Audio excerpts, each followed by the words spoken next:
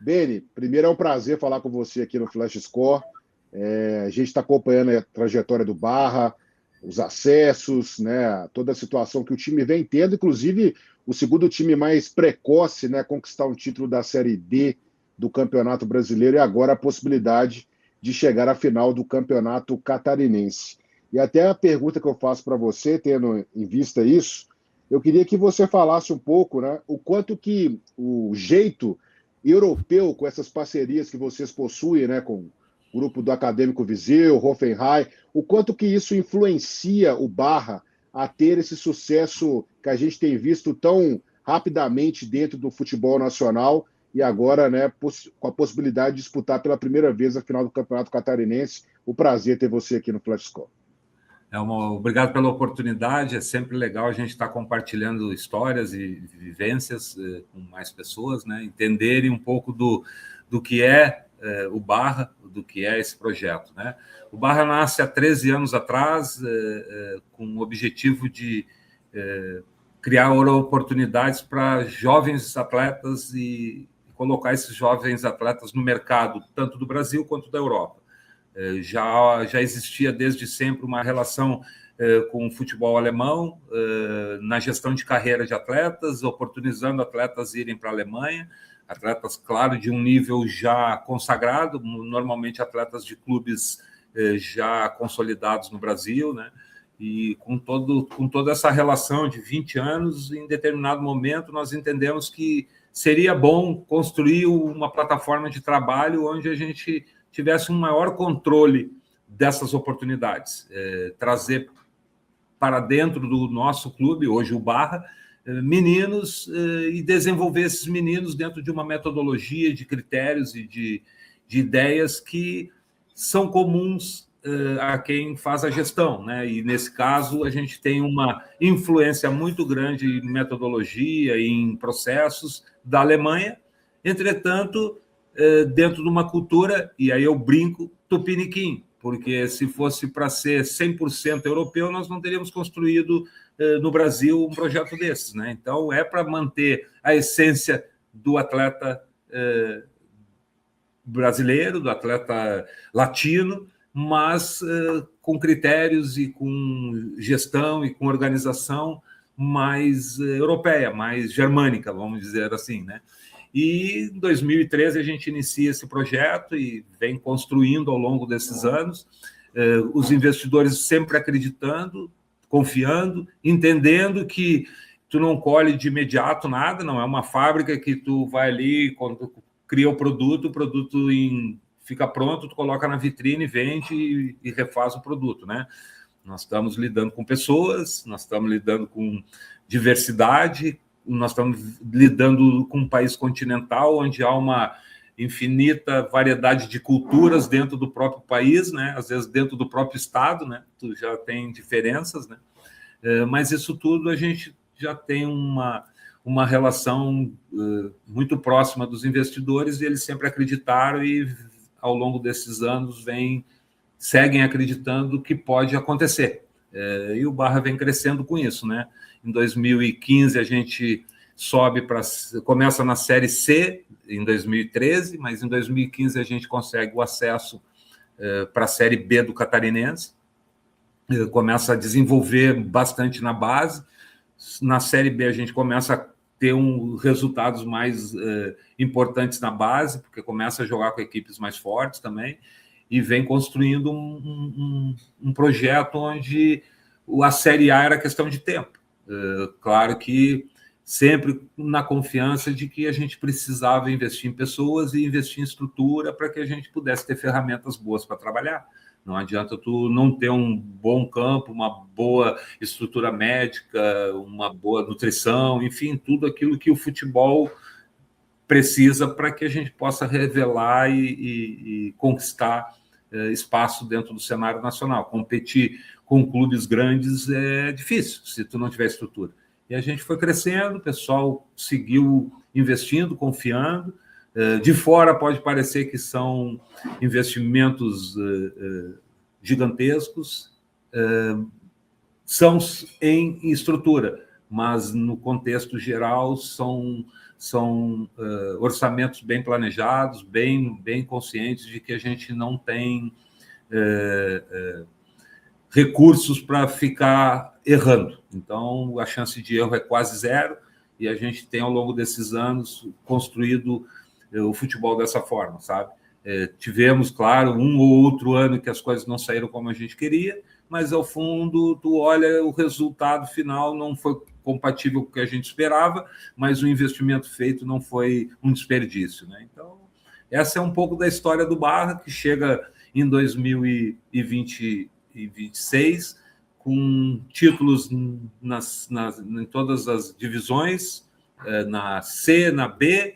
Está nos faltando um título da A de Santa Catarina. Chegamos muito próximos em outros estaduais. Agora chegamos numa final, temos uma oportunidade de já conquistar esse título. O favoritismo é todo da Chape, não por ausência de responsabilidade. A gente sabe que a gente tem condições para ganhar e ser campeão, mas a gente entende que o favoritismo é da Chape, ela tem histórico para isso, e decide em casa. Então são situações como foi contra o Santa Cruz no título do Brasileiro. O favoritismo era do Santa Cruz, mas a gente conseguiu ser competente e trazer o título nacional para Balneário Camboriú, para a nossa região, para um time jovem, como tu lembrou aí. E agora o grande desafio desse título e, na sequência, de uma primeira experiência na Série C do Brasileiro e Copa do Brasil. Então, muitas novidades, mas sempre com orçamento bem controlado e com os pés bem no chão, sabendo que nós temos muito que aprender. Beni, eu queria que você falasse também sobre essa situação da conquista desse título da Série D do Campeonato Brasileiro. Como a gente citou aqui, foram 12 anos, né, desde a fundação até a conquista, o segundo time mais precoce a conquistar um título nacional, né, no futebol brasileiro. Eu queria que você falasse, pela análise que vocês fizeram, houve uma queima de processos? Vocês chegaram a essa conquista rápido demais ou estava dentro do planejamento? E o que você vê para o Barra daqui a 20 anos? Então, a gente faz planos, a gente tem sonhos, a gente entra numa competição, a gente não entra para perder, a gente entra para tentar ganhar, mesmo sabendo que o percentual de chance é muito reduzido. Retrocedendo um pouquinho para entender a nossa, vamos dizer assim, a renovação anímica no campeonato do ano passado, nós fizemos uma competição muito boa em 2024, onde a gente chegou na semifinal e perdeu nos pênaltis lá no Heriberto Wilson para o Criciúma, que acabou sendo campeão. E na sequência a gente erra na reconstrução da equipe e entende que a Série D, mesmo sendo a nossa primeira Série D que nós estávamos disputando em relação ao ano anterior que nós conquistamos essa vaga, nós erramos na construção e nas decisões que nós tomamos. Quando eu falo nós, é de uma forma geral, tá? Eu não estou responsabilizando A, B ou C. Não, o clube como um todo, a gestão do todo, as escolhas que nós fizemos, acabou a gente não tendo competência para passar da primeira fase. Nós chegamos entre os 8, se eu não me engano, nós chegamos na frente de uma equipe apenas. Tivemos na última rodada a chance de classificar, sim, mas não tivemos competência e ficamos de fora. Na sequência, a gente faz um estadual, onde a gente, o ano passado, onde a gente vai novamente, já tinha conquistado, vai em busca de uma vaga para a Série D. A gente já tem a vaga de 2025, mas a nossa luta era sempre contra isso, permanência na Série A e renovação de vaga de Série D, porque tu só consegue a vaga pelo estadual. Fracassamos na primeira Série D e vamos fazer uma nova Série D em 2025, tentar uma classificação, pelo menos numa versão melhor, que é classificar entre os 8 para concorrer a um acesso. Então, planos e sonhos de subida nós tínhamos desde o primeiro ano. Entretanto, faltou competência para que a gente conseguisse. No estadual, a gente tem aquele episódio do jogo em Caravaggio, onde o árbitro dá o gol, encerra o jogo e, após o término do jogo, ele decide anular o gol. Aquilo foi para a gente um caos emocional, vamos dizer assim, né? Saímos de lá, e chegamos no final do jogo classificados e saímos de lá desclassificados e sem uma Série D para o ano seguinte. O que acontece? Nós temos que recuperar a questão anímica, recuperar o psicológico de muitos atletas, comissão técnica, o ambiente de staff, a própria estrutura do clube administrativa, as pessoas que estavam ali motivadas em buscar o melhor e disseram, cara, nós precisamos fazer algo diferente nessa Série D, porque o ano que vem não tem Série D. Então, tem que ter algo meio que sobrenatural, né? E aí é um pouco também de botar o tempero da fé, o tempero da dependência de que a gente faz planos, mas é Deus quem comanda os nossos passos, né? Os nossos sonhos. E para acontecer, acontece que a gente consegue uma classificação, o título é a cereja do bolo, né? No momento que a gente consegue a classificação, há também um alívio, porque a gente tem calendário para continuar o projeto que vinha de sucesso e iria ser um fracasso 2026 se a gente não tivesse uma Série D para jogar. Imagina que seria ruim demais como projeto. O que acontece? A gente consegue uma Série C, a gente consegue uma Copa do Brasil, agora consegue uma vaga para a Copa do Brasil 2027 já, a gente consegue a classificação para Sul-Sudeste de 2027. Então, tudo isso é sonho, mas tem planejamento. Como a gente entrega isso tudo dentro de campo contra 11 e conta, eventualmente, com erros ou a favor ou contra da arbitragem, porque às vezes a gente também acaba sendo beneficiado pela arbitragem, mas em determinado momento a gente lamenta quando os erros são contra a gente. E nós lamentamos muito, buscamos recursos jurídicos onde não conseguíamos, mas tivemos competência para dentro de campo conseguir o título, e um título que nos trouxe uma alegria imensa. Fazendo uma comparaçãozinha, o atleta que fez o gol e que foi anulado no jogo do Campeonato Catarinense foi o mesmo que fez o gol que nos deu acesso para a Série C do Brasileiro. Então, a gente está muito satisfeito com o processo que nós estamos, o caminho que nós estamos traçando, como clube, como instituição, as oportunidades que nós estamos criando para funcionários, para atletas, é um somatório de individualidades que tem feito sucesso do Barra. E daqui a 20 anos, o que você espera para o Barra? Uma Série A? Continuar crescendo e subindo, até o Mirassol, né, um exemplo também dentro do futebol nacional, né, disputando Série A, Libertadores. Você imagina também o Barra nessa pegada aí nos próximos anos? É muito difícil na nossa cultura a gente falar alguma coisa desse nível e não parecer que é arrogante, né? Nós temos, pela cultura latina, vamos dizer assim, daqui a pouco o presidente é arrogante, está achando que vai agora conquistar muito. Teve pessoas que, quando a gente fala alguma coisa, a gente está sujeito a ouvir outras, né? Mas a gente tem planos, tem sonhos, sim. E o sonho é chegar num patamar mesmo de Série A de brasileiro, quem sabe uma Libertadores um dia. Nós temos sonhos. Nós não vamos dizer que não tem. Tem. Para isso tem um caminho para ser percorrido. Se vai ser 10 anos, 5 anos, 20 anos, depende também da incompetência dos adversários, né? Se todo mundo acertar a mão, vai ser muito mais difícil da gente conseguir alguma coisa. Agora, eventualmente, um outro time não projeta bem o ano, erra aqui, erra ali, e a gente vai buscando o nosso espacinho. Eu acredito muito que o Barra, nos próximos anos, aí vai se tornar uma potência de clube organizado, bem planejado, bem gerido, para oportunizar atletas profissionais de todas as áreas e funções a terem sucesso dentro desse clube e nas suas carreiras. E uma pergunta, Ben, em relação a essa situação que aconteceu no Campeonato Catarinense, você até citou muito bem do gol do título marcado pelo próprio jogador, né, que acabou tendo aquele gol anulado. Foi para vocês também um sentimento, eu não digo de revanche, nada disso, mas um sentimento de alívio, de mostrar que o trabalho de vocês estava no caminho certo, e mesmo que não aconteceu no Campeonato Catarinense, mas o tempo mostrou que era o projeto estava dentro do planejamento certo para conquistar um título nacional?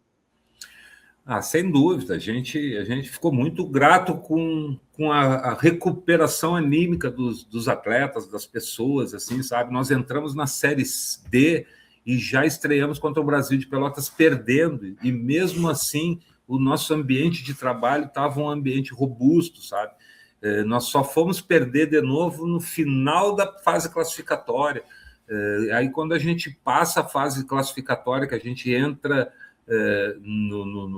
entre os 32 clubes que ficam para disputar as 4 únicas vagas que tinha de acesso, a gente entra muito robusto, a gente, animicamente, nós estávamos fortes, assim, sabe?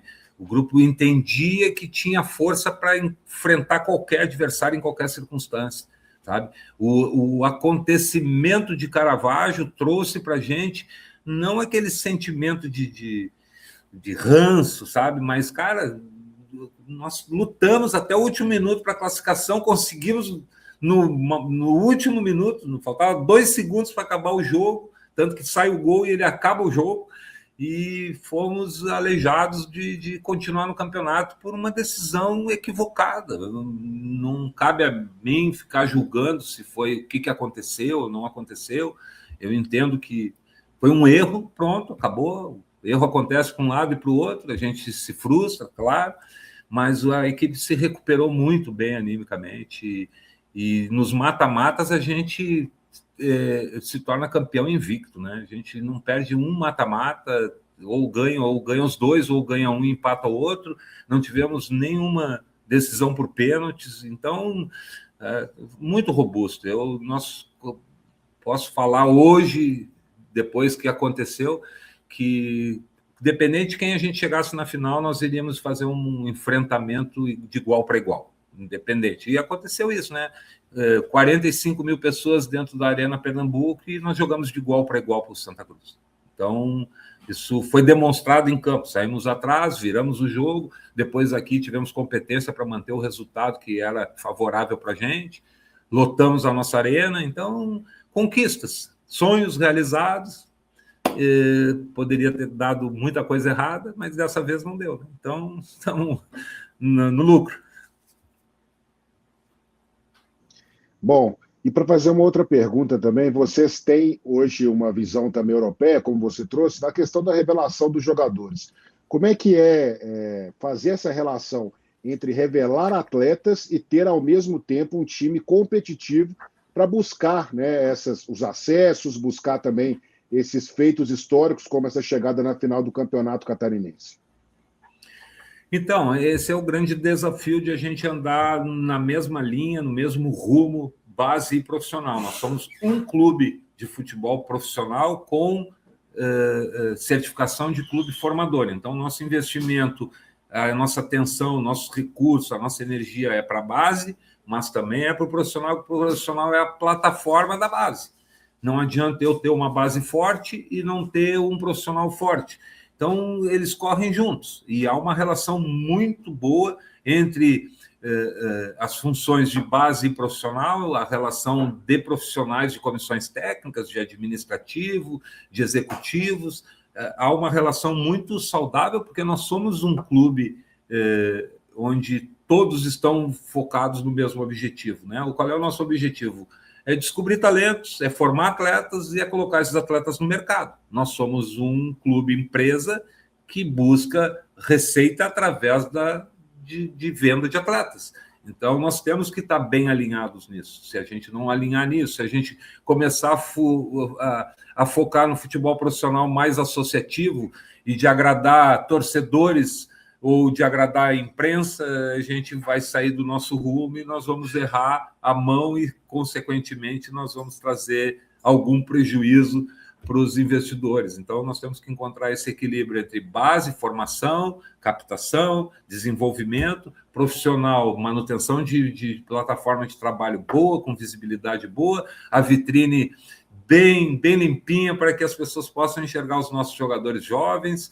E precisamos seguir observando jogadores de mais idade que vão dar robustez para a permanência nas divisões, para os resultados positivos e para ajudar na formação desses jovens atletas. Então, todo esse equilíbrio é quase que um mecanismo assim muito sensível, né? A gente não pode errar a mão, porque errou a mão um pouquinho, já vai fazer falta ali na frente. Se a gente não estiver atento, daqui a pouco, em um ano, a gente olha para a base e não tem jogador para colocar no profissional. A plataforma do profissional foi bem construída, mas a gente não tem o produto. Também é um erro, né? Então, todo esse equilíbrio a gente tem que ter, e isso é feito através de muito trabalho, pessoal muito dedicado no clube, todas as áreas dentro do clube. A gente tem procurado pessoas que entendam esse processo e busquem sucesso nesse processo, né? Bem, Nick, também queria te perguntar que o Barra chega numa final de campeonato catarinense, onde a gente tem um futebol catarinense com várias equipes, né? Inclusive o Chapecoense agora de volta à Série A do Campeonato Brasileiro, mas times tradicionais, né? Criciúma, Joinville, Avaí, e até certo ponto parece que o Barra é o intruso, assim, numa final de Campeonato Catarinense, com tantos clubes com histórico de tradição. Você acha que o Barra chegou para ficar dentro desse seleto grupo de times com tradição nacional que Santa Catarina possui dentro do futebol brasileiro? É exatamente esse o local que vocês querem permanecer daqui em diante, junto com essas equipes e lutando, né, de igual para igual com essas equipes, e há espaço também para todo mundo, né? A pessoa fala, não, o Barra é o intruso, mas tem espaço para todo mundo, né, velho? Então, o intruso é pelo fato de ser um clube jovem, né? E um clube que está conquistando alguns resultados, né? Desde o momento em que a gente decidiu criar um clube e construir esse clube numa cidade como Balneário Camboriú, uma cidade que tem uma influência gigantesca de pessoas que vêm de outros estados, de outras cidades, e que têm moradia aqui, mas não habitam aqui. Então, tem todo um contexto assim meio cosmopolita, sabe? Meio as pessoas quererem pertencer a Balneário Camboriú. A gente foi conquistando o nosso espaço com muito respeito, com muito cuidado, mas as pessoas foram simpatizando com o Barra. O Barra acabou tendo baixo nível de rejeição dentro do futebol. As equipes adversárias não olham para o Barra para briga, eles temem hoje, sim, um enfrentamento contra o Barra, porque a construção da nossa equipe é uma equipe forte, uma equipe que pode enfrentar Avaí, Figueirense, Criciúma de igual para igual. A gente vem enfrentando ao longo dos anos. Na base, a gente vem construindo uma base forte que disputa e chega nas finais dos estaduais e revela jogadores. Então, tudo isso é uma construção que, por um lado, incomoda, mas é aquilo que eu falei antes. O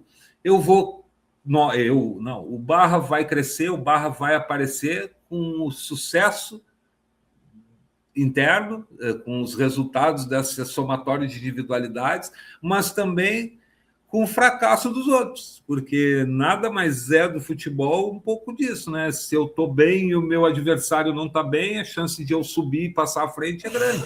Hoje, o Barra, certamente, no ranking hoje dos últimos 5 anos, o Barra está entre os 5 clubes de Santa Catarina. Clubes tradicionais já ficaram para trás, bem provavelmente com essa conquista da Série C, com essa final agora, mesmo não sendo campeão, mas vai que a gente consiga ser campeão, nós vamos ir passando, pelo menos nos últimos anos, alguns tradicionais. Incomoda? Claro que incomoda, eu não tenho nenhuma dúvida que as pessoas se incomodam, mas, como eu falei, a baixa rejeição é um incômodo meio... As pessoas estão se tornando Barra. Os filhos, e a gente tem falado isso com muita frequência, né? Os filhos e os netos dos torcedores mais tradicionais estão torcendo para o Barra. Daqui a 10, 15 anos, talvez a gente tenha uma torcida grande de jovem que veio em função do sucesso que o Barra está conseguindo construir. Espero que a gente tenha competência para, nos próximos anos, continuar ficando nessa plataforma aí de bons resultados, né? Até você falou muito bem sobre a questão de Camboriú, né, da cidade, Balneário Camboriú, uma cidade muito importante. O Barra, ele quer ser também esse time da cidade, né, abraçar essa questão da cidade em si, quer se tornar também esse clube estadual, mas o sonho também é romper essas barreiras de Santa Catarina e trazer também essa afinidade aí, até pelo projeto, né, por tudo que vem sendo construído, com essa proximidade europeia, ter um aspecto até mesmo nacional, global, de ter o Barra nessas e subindo, né, além de se tornar um time da cidade de Camboriú. Então, a gente escolheu o Balneário Camboriú, não tinha nenhum clube na cidade. O começo, a construção, o nome Barra é em homenagem ao bairro da Barra, que é onde nasceu o Balneário Camboriú. Então, o bairro da Barra é a origem de Balneário Camboriú. É uma colônia de pescadores, o nosso mascote é um pescador. Então, nós criamos uma identidade com o Balneário Camboriú e estamos crescendo juntos. Entretanto, em função daquilo que a gente vem conquistando e vem administrando extra-campo, Balneário Camboriú é uma cidade de 130 mil habitantes permanentes. Só que é uma cidade onde, nos finais de semana normal, vai para 300 mil pessoas, porque são pessoas que moram em outras cidades, mas que têm propriedade aqui. Tem apartamentos e vêm veranear aqui, e todos os finais de semana eles estão aqui.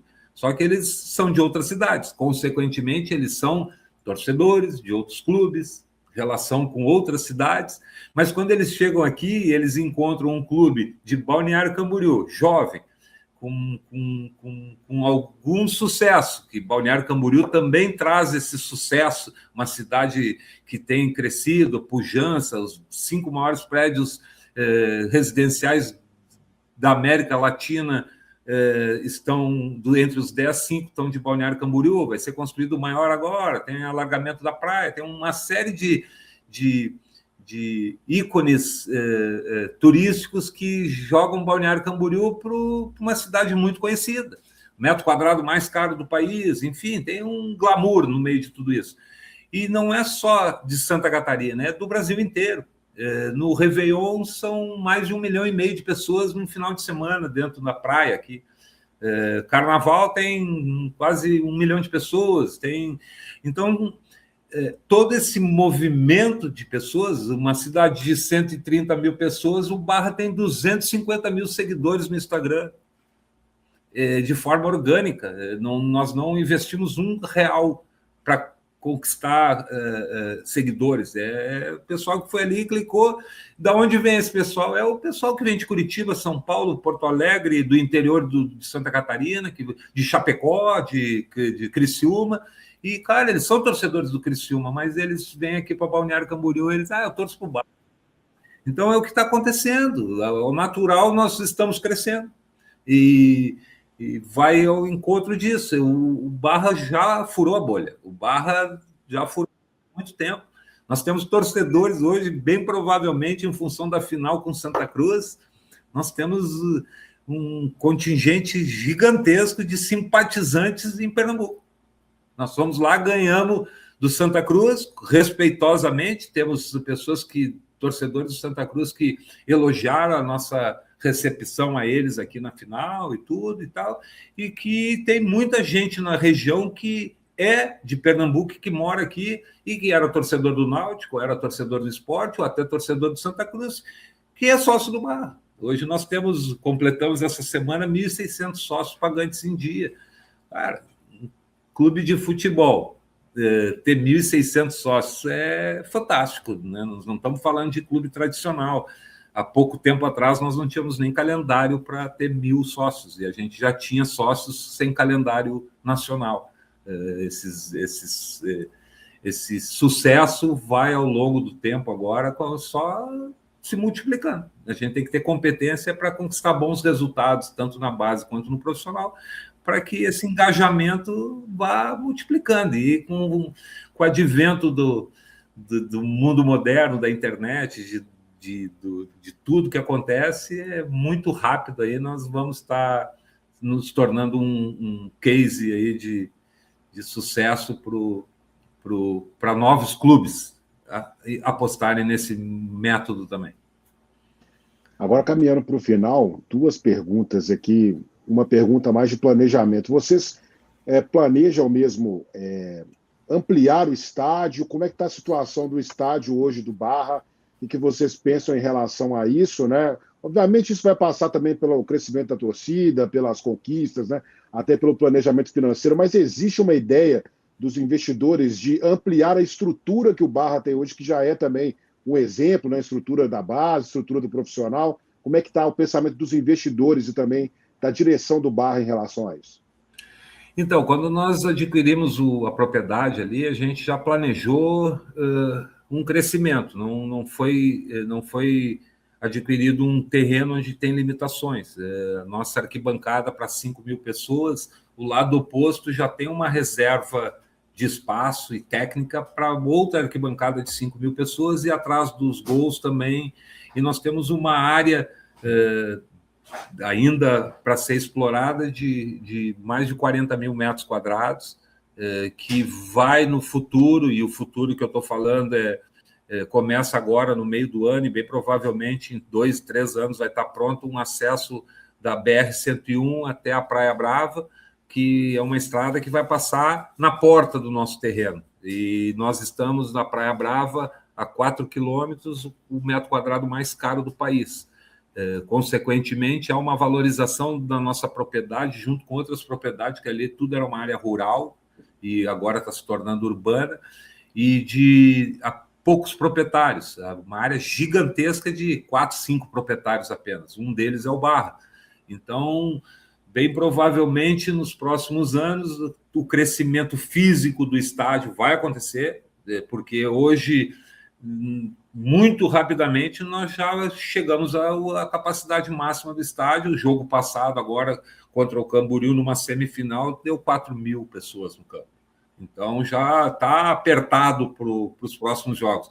Bem provavelmente, no jogo agora contra a Chape, uma final, vai chegar nisso. Então, em algum momento, e também a gente subindo de divisão, nós vamos precisar para algumas competições, se a gente tiver competência para isso, continuar conquistando resultados que nos classifiquem em plataformas de maior responsabilidade. A gente vai precisar de um estádio maior, e há uma reserva e há já um planejamento pelos investidores de que, em determinado momento, em 6, 8 meses, nós temos que construir uma arquibancada, 6, 8 meses de obra, né? Não daqui a 6, 8 meses. Uma capacidade de construir algo que dobre a capacidade do estádio e a gente consiga atender às exigências de algumas competições. Por exemplo, Copa do Brasil. Esse ano as regras mudaram, então na terceira e na quarta fase a gente vai conseguir jogar em casa. A terceira a gente já joga. Competência nossa. Passando, a quarta a gente já joga. Se a gente tiver competência para passar para a quinta fase, a gente já não consegue jogar no nosso estádio. Tem que ter mais de 5 mil pessoas.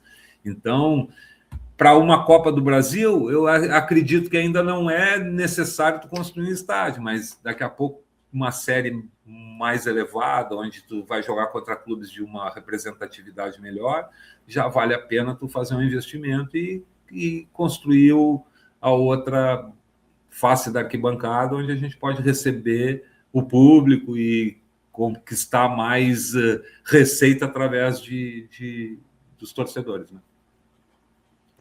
E uma pergunta aqui relacionada aos investidores, eu queria que você explicasse bem como que é essa gestão desses investidores, né? A gente sabe que tem o grupo ali do Acadêmico Viseu, de Portugal, Hoffenheim.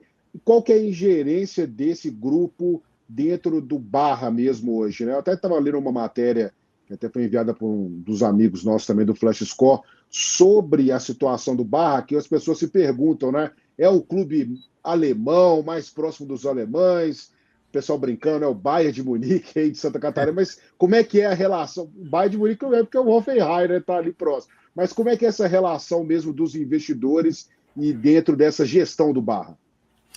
Então, isso já é uma relação antiga, né? São mais de 20 anos, onde a gente teve o privilégio e tem o privilégio de continuar trabalhando com esses investidores, e é uma extensão de uma paixão, que é a paixão movida pelo futebol, e ao mesmo tempo, com paixão, tu fazer negócios, né? Então, a relação é muito próxima, ela é muito intensa, ela tem um ambiente muito fácil de aprovar e de entender as diferenças, né? Então, tanto o Viseu, quanto o Hoffenheim, quanto o Barra, as pessoas que estão liderando na questão de investimento e de gestão do clube, elas estão muito próximas, elas são mais do que sócios, são amigos. Então, fica muito fácil de lidar com tudo isso, assim, sabe? E aquele que é o grande investidor é uma pessoa extremamente apaixonada por futebol, por esporte, e entende que criar oportunidades para jovens e oportunidades também de trabalho faz parte do legado que ele tem, e a gente está conseguindo, ao longo desses anos, construir tudo isso juntos. Não existe uma pressão maior em momento algum, mas, claro, a gente mesmo se autorregula, né? A gente quer oferecer o melhor, a gente quer os melhores resultados, a gente quer entregar o mais rápido possível a alegria do sucesso dentro e fora de campo para esses investidores, né? E uma última pergunta, até mesmo juntando isso, primeiro, para falar mesmo da estrutura do futebol brasileiro, né? Se você gostou dessas mudanças que foram propostas pela CBF. Até conversava com representantes de outros clubes também do futebol brasileiro, clubes menores, que eles falavam que existia uma dificuldade nessa mudança do calendário do futebol brasileiro, de que os clubes eles poderiam ficar sem calendário, né, no final das contas, né, e inclusive muitas demissões de jogadores, porque, por exemplo, vocês chegaram na final, mas outros clubes, né, de Santa Catarina não possuem calendário, e muitos jogadores, né, a gente sabe que a bolha da Série A, Série B, Série C, Série D, ela é restrita, né, no futebol, e muitos jogadores não conseguem ter, ao longo do ano, um rendimento, né, para se manter como atleta profissional. Você acha que isso influenciou, mudou de uma forma benéfica? Se vocês estão satisfeitos, porque agora também vocês têm um calendário, né, a cumprir, vai ter a Série C, em breve vai ter reuniões, né, para definir tudo, como que vai ser também a Série C. E se você acha também que, para evitar o que aconteceu naquele jogo, né, fatídico do Campeonato Catarinense, a ingerência do VAR durante toda a Série C, ela tem que ser também proposta aí para o campeonato? Então, eu gostei das mudanças, eu acho que elas são boas. Eu entendo a dificuldade de alguns clubes no continental Brasil, né? O Brasil é um país continental. Não é fácil fazer futebol no Brasil em algumas regiões, questão de transporte, tudo que custa mais do que o normal para fazer um jogo de futebol se torna inviável, né? E, consequentemente, a gente acaba sofrendo bastante, eu digo a gente, o futebol, porque tem que criar oportunidade para tudo isso, e não tem oportunidade para tudo isso, mesmo com os estaduais, porque acaba que os estaduais, sem a participação de clubes grandes, sendo deficitário, ninguém vai querer jogar ninguém contra ninguém, ou um clube tradicional na cidade, pequenininha lá, de 15 mil, 20 mil, 30 mil habitantes, distante de uma capital, longe de qualquer possibilidade de jogar uma Série A de um estadual. É difícil, o custo é o mesmo, porque a pessoa come a mesma coisa que o atleta da Série A. O custo da bola é o mesmo, da chuteira é o mesmo, tem um monte de exigências, as exigências que estão sendo feitas sobre qualidade de gramado, sobre estrutura de estádios, sobre custo de arbitragem, custo de VAR, tudo vai aumentando, então vai haver uma seleção natural. Tem clubes tradicionais que, se não souberem se administrar ou se reciclar, vão ficar para trás, porque é difícil tu ter calendário para o ano inteiro. Tu não tem calendário para o ano inteiro para alguns clubes. E aí fazer futebol não é barato. Não é como era nos anos 80, que tu juntava com o prefeito, um vereador lá, e a equipe do interior conseguia competir com a equipe da capital, perdia e tal, mas conseguia. E o calendário ia para o estadual, durava 6 meses, e o brasileiro às vezes durava menos do que o... Agora não, agora para os clubes de Série A, especialmente, alguns de Série B, calendários mais atrativos, com melhor receita para esses clubes, visibilidade maior, os investidores conseguem colocar dinheiro nisso porque tem um retorno, e lá para baixo vai ficando cada vez mais difícil. Eu acho que as mudanças foram boas, mas vai ter sequelas, vai ter consequências, e alguns clubes vão ficar pelo caminho porque não tiveram uma reciclagem de gestão a tempo de se consolidarem como clubes de série nacional, vamos dizer assim, porque estadual, para a grande maioria desses clubes, é deficitário, é muito deficitário estadual. Talvez o paulista não seja, mas os outros estaduais são bem abaixo financeiramente para os clubes que estão em séries de divisões do Brasil e para os que não estão, mais ainda, porque acabam tendo que fazer um campeonato, por exemplo, o catarinense, a primeira fase foram em 28 dias, né? Imagina, 28 dias, cara. Isso aí, falar 20 anos atrás, 28 dias, não existe. Loucura, né? Foi muito rápido. Aqui também, em Minas, eles fizeram o campeonato na agilidade total. Quase fazer o campeonato por fazer. Eu acredito nos estaduais e acho que não deve terminar. Entretanto, a gente tem que ter consciência de que eles são deficitários e que nós temos que trabalhar alguma fórmula, alguma maneira de tornar agradável o estadual para os times que têm calendário o ano inteiro continuarem jogando, se sentirem motivados a continuar jogando. Porque, senão, estadual com clubes que não têm série A, B, C e D, vai ser difícil de acontecer. Vai ser difícil de acontecer. Aí vai dizer, vai dar desemprego? Até tem alguns profissionais e alguns atletas que jogam pela quantidade, entendeu? Jogam pela quantidade de times que tem, porque se tu fizer um refino, assim, alguns até são a oportunidade que tem de ter alguma receita, mas por 2 meses, 3 meses é muito pouco, cara. O cara não consegue ser atleta profissional assim. Verdade.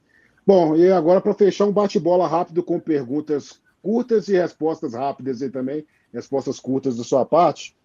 Uma palavra para o Projeto Barra. Bem. Paixão.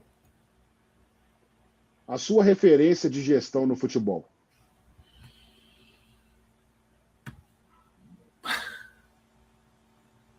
Eu confesso para ti que referência é difícil, assim, sabe? Mas vamos pegar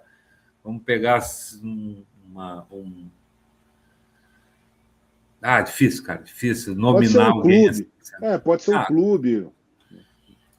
Mesmo assim, a gente entra numa situação. Eu fico desconfortável de te dar uma referência para isso, porque eu vou talvez citar nomes de que ninguém conhece e não vão entender essa referência. Então, melhor não. O Hoffenheim ou o Acadêmico de Viseu? Para quem você está torcendo mais no momento aí, ou para os dois aí irem muito bem? Os dois estão muito bem, a gente está torcendo em igual paixão pelos dois. A Série B é um sonho ou uma obrigação de vaga aí para 2027? É um sonho. Obrigação não. Maior revelação do Barra para você até hoje em relação de jogadores aí?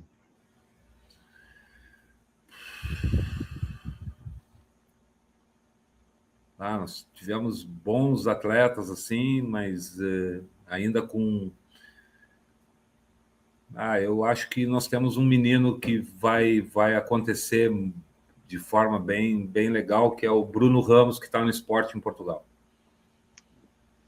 Bom, gramado sintético ou natural? Essa é a polêmica do futebol brasileiro aí também, né? Preferência natural, por todos os motivos, né? Culturalmente. Eficiência no sintético, porque o aproveitamento é pleno. Tu treina em qualquer circunstância. Um ídolo para você no esporte? É um ídolo pessoal mesmo. Do futebol, Paulo Roberto Falcão. O que não entra no Barra de jeito nenhum, o que você acha que não faz parte da cultura do Barra?